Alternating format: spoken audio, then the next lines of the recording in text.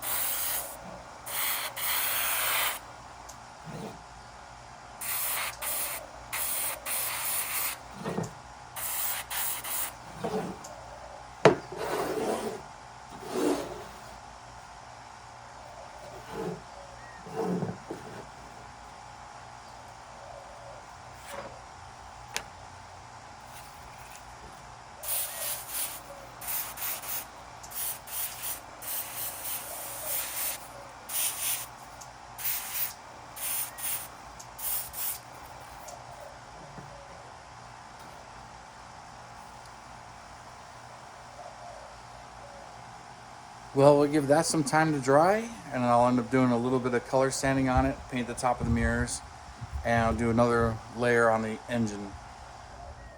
All right, time to do another layer of the Hemi orange on the engine. The air cleaner here, I had to sand a little thing or two off the top of it and get another layer on this for sure. And then the engine came out pretty good. A couple of spots where it just needs another layer, so I'm just gonna give this another layer. And then this will go back into the garage to dry, along with the body, and we'll continue on.